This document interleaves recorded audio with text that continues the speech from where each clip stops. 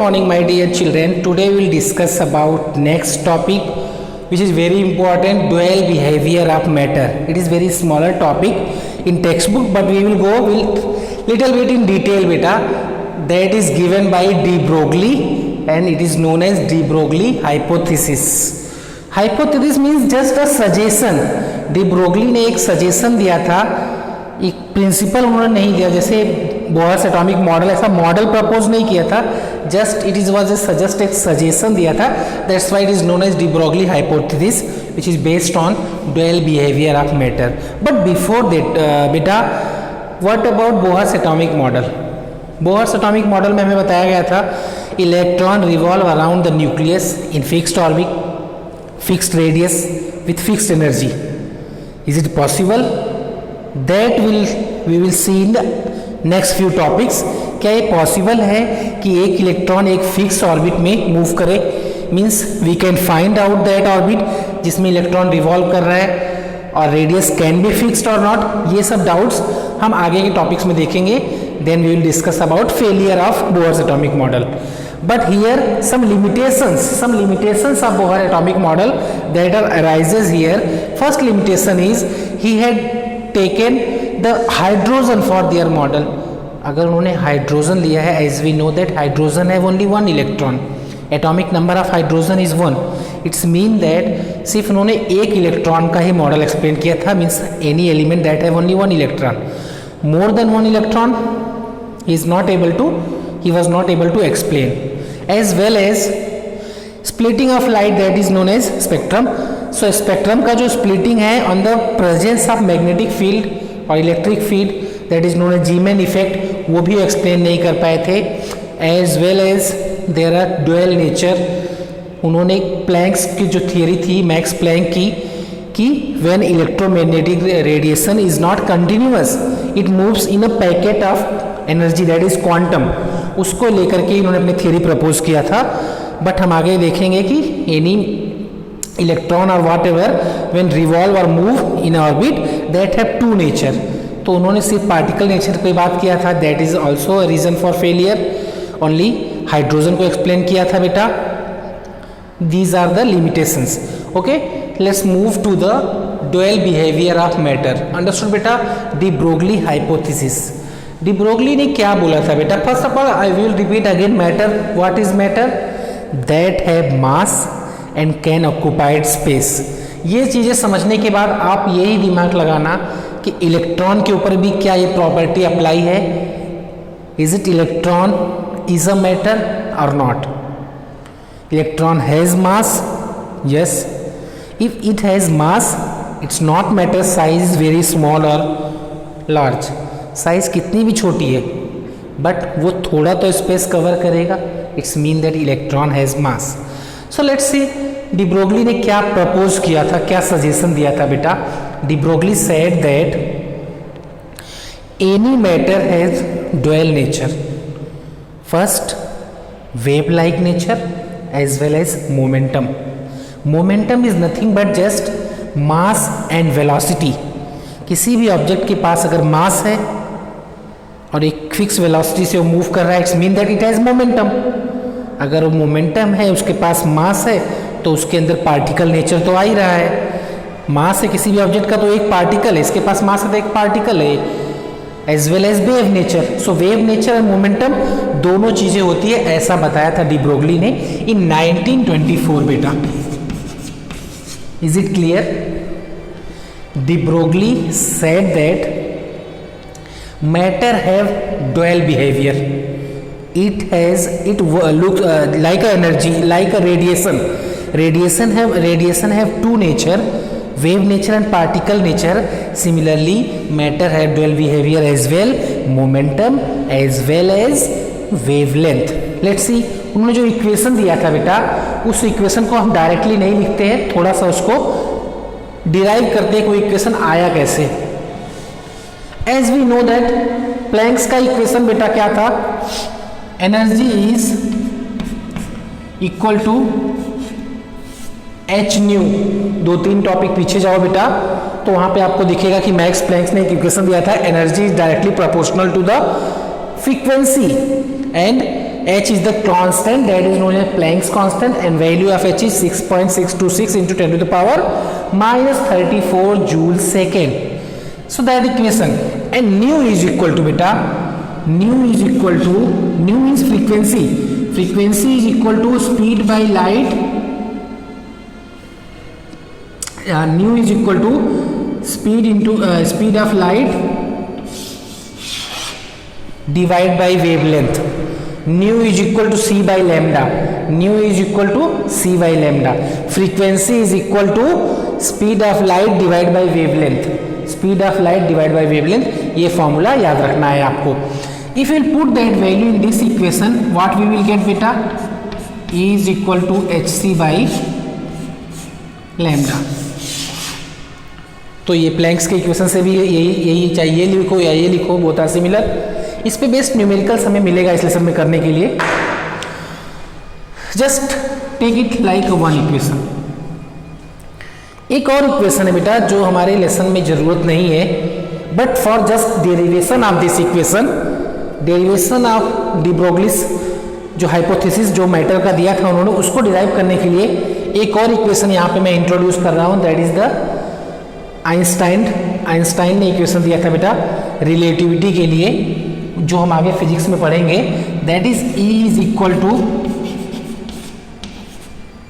mc square. c is nothing but the speed of light and m is the mass and E is energy. E is equal to mc square. That relation was given by Einstein, Bohr, Planck's, de Broglie, ये बेटा same ही period के scientist थे. There are lot of dispute between, means you can say that अपनी अपनी theory को propose करने के लिए उनके बीच में एक वॉर चल रहा था. बोहर सेड दैट कि my theory was right and Einstein said that my theory was right. ये सब चीज़ें काफ़ी उस टाइम ये चीज़ें चल रही थी. उसके बारे में भी हम एक बार बात करेंगे कि क्या उस टाइम क्या डिस्प्यूट था साइंटिस्ट के बारे में अलग से, because it is not a part of our lesson. So E is equal to mc square. According to Einstein, E is equal to mc square, where m is the mass of that जो भी atom होगा, जो भी particle होगा, and c is the speed of light. Here energy is equal to hc by lambda. Compare both equation. We can write here mc square is equal to hc by lambda beta. If we will compare both equation, can we write mc square is equal to hc by lambda? Tell me children, can I write? Because both are E, so right side will be equal. Here C, here C square, C cancel.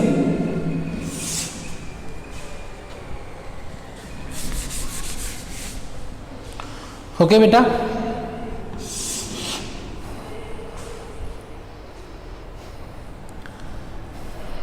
C क्या है बेटा? इसको take wavelength this side and mc नीचे ले जाओ. So wavelength is equal to h by mc. c क्या है? Speed है लाइट की. एंड v क्या होता है बेटा? v is the velocity of speed. So if you will replace c by v,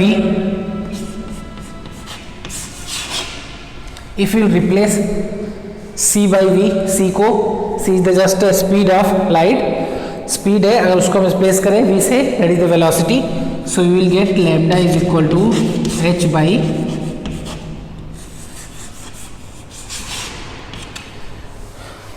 that is the de Broglie. इसी equation के थ्रू उन्होंने बताने की कोशिश किया था डुअल बिहेवियर. mv क्या होता है बेटा? In 9th standard you have studied that p is equal to mv. In 9th standard science in physics you have studied that. नहीं पढ़ा तो फिर से यहाँ रख लो बेटा. p is momentum. Momentum is equal to mass into velocity. Momentum is equal to mass into velocity. So in place of mv we can write p.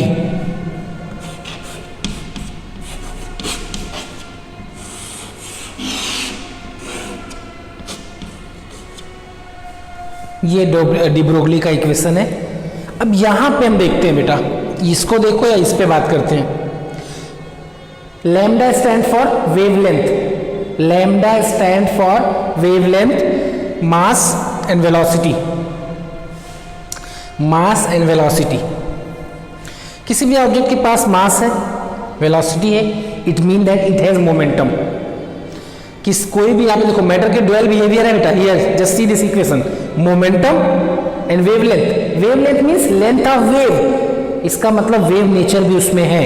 अगर हम यहाँ पे wavelength equal to h by M V बोल रहे हैं, h is the Planck's constant, means Planck's theory को लेकर के बोहर्स ने बताया था, और उसी चीजों को बोहर्स का जो ये प्लैंक्स का जो इक्वेशन है और ये आइंस्टाइन को, दोनों इक्वेशन को स्टडी करके डी ब्रोगली ने एक सजेशन दिया था, lambda is equal to h by M V, M V stand for momentum and lambda for wavelength. So matter has dual nature, momentum and wave और momentum दोनों nature होता है momentum इसका, that is told by de Broglie.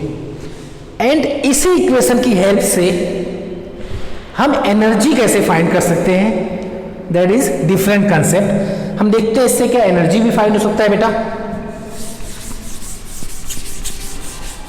That is kinetic energy. What is kinetic energy? Kinetic energy क्या है बेटा?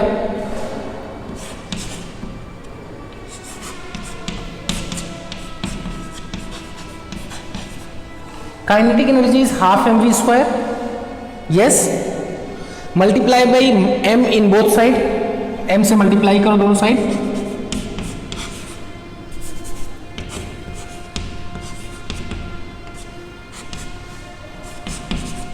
There will be M square, take to this side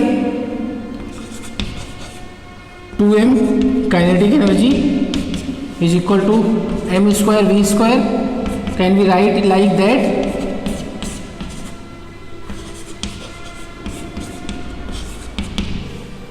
mv is beta momentum, so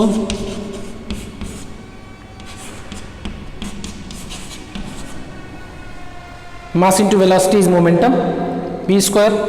What will be the value of p? P is equal to under root 2m kinetic energy.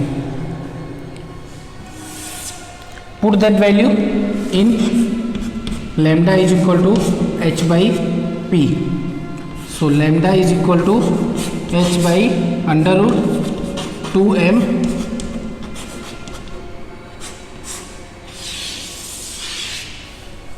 सो अगर हमें उसकी energy find करना है, kinetic energy, तो भी हम निकाल सकते हैं। Now back again on this equation that is given by de Broglie.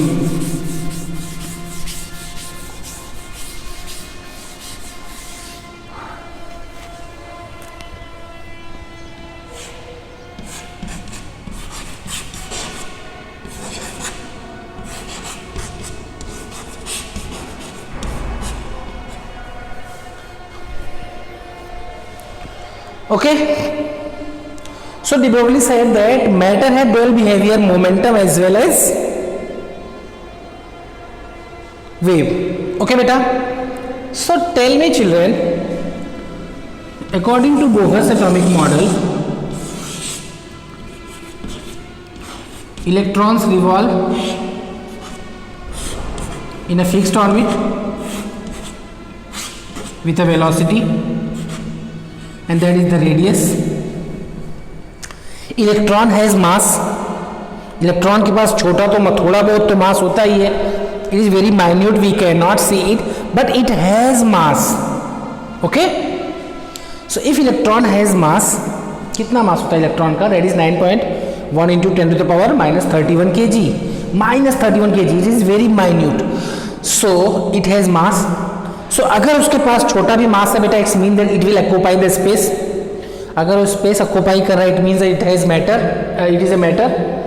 सो अगर वो मैटर है तो according to de Broglie hypothesis it will behave like, it will show the wave like nature as well, but Bohr ने नहीं बताया था कि wave like. It's mean that अगर हम डी ब्रोगली की हाइपोथेसिस पे ट्रस्ट करें, सो इसका मतलब electron will revolve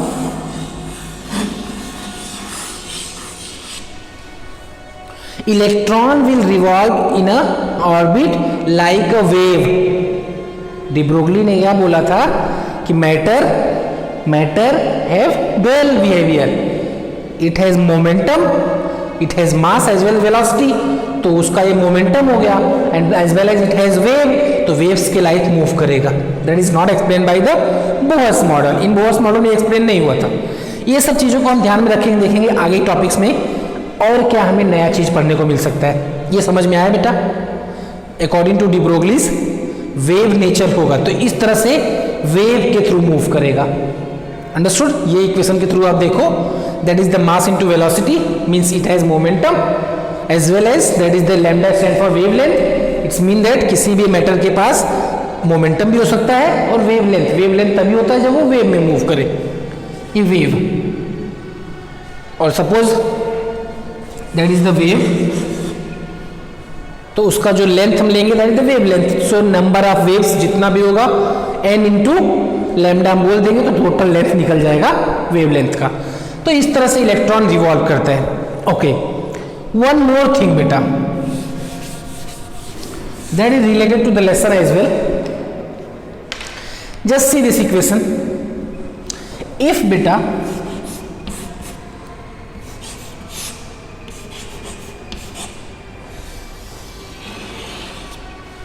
if h that is the Planck's constant and v is the velocity, अगर इसको हम कांस्टेंट माने, अगर ये कांस्टेंट हो, so can we say that h is or lambda is proportional to 1 by m, m denominator में है, lambda is inversely proportional to, inversely sorry not directly, it is inversely proportional to 1 by m. Wavelength is directly proportional to 1 by, sorry, inversely proportional to 1 by m. What is the meaning of it? If the mass is more, then the length of wave will be smaller. Mass बढ़ेगा तो wave छोटी होती जाएगी। ये जानने के लिए आपके पास दो एग्जाम्पल दिया है बुक में।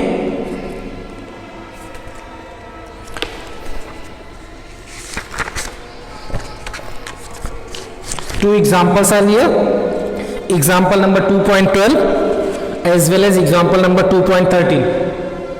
यहाँ पे बोल रहे हैं एक ऑब्जेक्ट है, उसके पास मास है 0.1 kg। Find the wavelength. Electron के पास मास इतना है, find the wavelength. Compare, you will see that electron का वेवलेंथ ज़्यादा आएगा। Why? Because mass of electron is smaller. ये चीजें भी ध्यान रखना है आपको डी ब्रोगली हाइपोथेसिस से बेटा। Mass is inversely proportional to the wavelength, is mean that अगर ऑब्जेक्ट का मास बहुत ज्यादा है तो उसका वेवलेंथ छोटा हो जाएगा, means it will not be visible for us. Suppose I और यू, बेटा मैं हूं, आप हो, आपका पास भी मास है, ऑक्यूपाइड हो रहा है space, it's mean that there will be a momentum as well as wave nature. इसका मतलब बेटा जब भी हम मूव करते हैं तो पीछे से हमारे एक वेव फॉर्म होती जाती है, दैट इज नॉट विजिबल, क्योंकि मास ज़्यादा होता है तो वेवलेंथ छोटी होती जाती है, इसलिए हमें विजिबल नहीं होता। लेकिन इलेक्ट्रॉन रिवॉल्व करेगा न्यूक्लियस में तो उसका मास बहुत छोटा है, तो उसका वेवलेंथ विजिबल हो जाएगा। Are you getting my point? तो ये इन्होंने एग्जाम्पल्स दिया हुआ है, just put in the formulas, find the values. अगर कोई एग्जाम्पल में प्रॉब्लम देन इन्फॉर्म मी बेटा। अंडरस्टूड? ये रहा मेरा बेटा डी ब्रोगली हाइपोथेसिस। हमें यहाँ पे दो चीज़ें पढ़ना था, एक डुअल बिहेवियर ऑफ मैटर जो बोहर्स एटॉमिक के बाद जो प्रॉब्लम क्रिएट हुई थी, उसके बाद दो थियरी प्रपोज हुई थी, एक dual behaviour that is explained by the de Broglie hypothesis. In next video will see that Heisenberg uncertainty principle, उन्होंने क्या बताने की कोशिश किया है, उनकी थियरी को हम देखेंगे तो हमें मालूम पड़ेगा कि सब कुछ चीज़ें जो है इम्पॉसिबल है जो बोहर्स ने बताया था, तो उससे कुछ हम और फेलियर पे डिस्कस करेंगे बोहर्स का। Thank you my dear children.